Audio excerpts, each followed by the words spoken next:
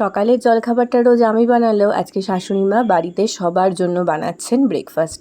কেন বানাচ্ছেন সেটা তোমাদের পরে বলছি। আর শাশুড়ি মায়ের এখানে টিফিন বানানো হয়ে গেলে আমি এখন এখানে বানাবো হচ্ছে বেশ কিছুটা পরিমাণে pasta. Radhe Radhe, good morning everyone, welcome back to this new video.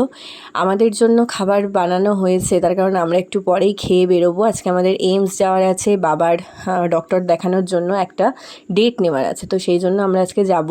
তোমরা তো জানোই এইমসে গেলে সারাটা দিনই নষ্ট হয় প্রায়। আর এখন যেহেতু আমরা আমিষ কিছু খাই না, তাই বাইরের খাবার আমরা খেতেও পারি না, তো সেই জন্য সোনামা সকাল সকাল উঠে আমাদের জন্য পরোটা আর তরকারি বানিয়ে দিয়েছে। আর আমি এখানে আমরা দুজন যেহেতু যাব, তাই মানে আমি আর রাজা ধীরাজ, তো সেই জন্য এখানে একটুখানি পাস্তা বানিয়ে নিচ্ছি। ও পাস্তাটা কালকেই এনে রেখেছিল। আমি সকালবেলায় উঠে ঘর দোর সমস্ত কিছু মুছে ঝাড় দিয়ে পরিষ্কার করে দেন পাস্তাটা বানাচ্ছি। পাস্তাটা না কাল রাতেই সেদ্ধ করে রেখেছিলাম। আজকে হলো বৃহস্পতিবার, তো এই সমস্ত কাজ না করে তো যেতে পারবো না, তো সেই কারণে ওখানে পাস্তাটা বানিয়ে নিলাম। আর এদিকে এই যে দেখো, কুমড়ো আলু দিয়ে সোনামা বানিয়েছে একটা তরকারি, আর তার সাথে বানিয়েছে পরোটা। যদিও আমি দুটো পরোটাই খাই, কিন্তু আজকে একটুখানি ভরভরন্ত টিফিনই খেয়ে যাব, তো তার জন্য আমার জন্য আজকে 3টে পরোটা বানিয়েছে। সকালের সমস্ত কিছু সেরে আমি একদম স্নান করেই টিফিনটা খেয়ে নিলাম। আর এইদিকে দুটো কন্টেনারে দুজনের জন্য আমি পাস্তাটা বেড়ে ঠান্ডা করতে রেখে দিয়েছিলাম। চলো রেডি হয়ে গেছি, এখন খাবার দাবার গুছিয়ে চললো ভোলা, কাঁধে নিয়ে ঝোলা, উল্টো বললাম কিনা জানি না প্রবাদটা, সেরকমভাবেই বেরোই। আজকে প্রভুর কৃপায় গরম তো প্রচণ্ড ছিলই, কিন্তু রোদের যে তেজটা সেটা ছিল না, কারণ একটু মেঘলা ছিল ওয়েদারটা, তো রোদের তাপটা না থাকায় মোটামুটি কষ্টটা একটু কম হচ্ছিল।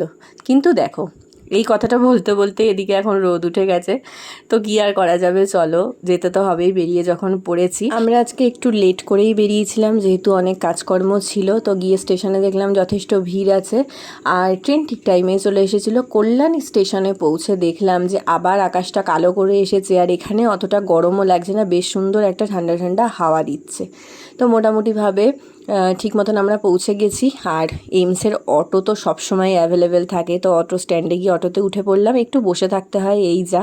অটোটা কিছু দূর এগোতে না এগোতেই দেখলাম যে উইন্ড স্ক্রিনে দেখা যাচ্ছে টুপুর টুপুর করে বৃষ্টি পড়ছে। এই দেখো, তোমরা কি দেখে বুঝতে পারছো? বৃষ্টির ফোঁটাগুলো একদম মুক্তোর মতো লাগছে, তাই না? আর ওয়েদারটা এত সুন্দর লাগছে যে যখন অটোতে করে যাচ্ছিলাম দারুণ সুন্দর লাগছিল। তো এইমসে গিয়ে তো প্রধান কাজ হচ্ছে বসে থাকা। তুমি বই জমা দেবে, তারপর কখন তোমাকে ডাকবে সেটা শুধুমাত্র ভগবানই জানেন। তো সেরকম আমিও বসেই ছিলাম, তবে আমি একটা গল্পের বই ক্যারি করছিলাম, কারণ আমি যেহেতু জানি যে ওখানে থাকলে বসে থাকতেই হয়। তবে আজকে কাজ হতে আমাদের বেশিক্ষণ সময় লাগেনি, কিন্তু যেহেতু 45 মিনিটের একটা গ্যাপ থাকে, ট্রেন থাকে না, তো আমরা ভাবলাম খাবার যখন এনেইছি, তো এইমসের এই বাইরের দিকটায় বসে আমরা খাবার খেয়ে নিচ্ছিলাম। আর এত সুন্দর ওয়েদারটা হয়ে গেছিলো, তোমরা দেখো, দেখলে বুঝতে পারবে, একদম চিল্ড ওয়েদারটা হয়ে গিয়েছিলো। আর এত সুন্দর লাগছিল বাইরেটা দেখতে।